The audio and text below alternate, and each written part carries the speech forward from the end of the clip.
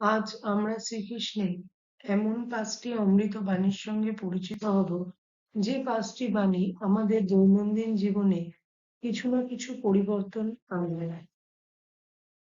প্রথম, ভগবান শ্রীকৃষ্ণ বলছেন, তুমি যতক্ষণ না নিজের প্রতি বিশ্বাস রাখতে পারবে, ততক্ষণ তুমি আমাকে অর্থাৎ ঈশ্বরকে বিশ্বাস করতে পারবে না। দ্বিতীয়, ভগবান শ্রীকৃষ্ণ বলছেন, ঈশ্বরকে অর্থাৎ আমাকে নিজের হৃদয়ে এবং প্রত্যেক জীবিত প্রাণীর মধ্যে খুঁজে বার করো, কারণ সেখানেই আমি বিরাজ করি। তৃতীয়, ভগবান শ্রীকৃষ্ণ বলছেন যে আমরা যেমন চিন্তা করি এই দুনিয়া ঠিক তেমনই, কারণ আমাদের চিন্তাই এই দুনিয়াকে ভালো অর্থাৎ সুন্দর বা কুৎসিত বানায়।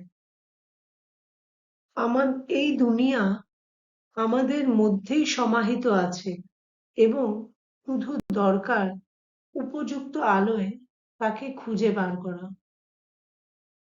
চতুর্থ, শ্রীকৃষ্ণ বলেছেন যে কোনো বড় যোজনাকে প্রাপ্তি করার জন্য কখনো উঁচুতে লাফ দিও না, নিজের অস্তিত্ব বজায় রাখো এবং ধীরে ধীরে কার্য করতে করতে এগিয়ে চলো।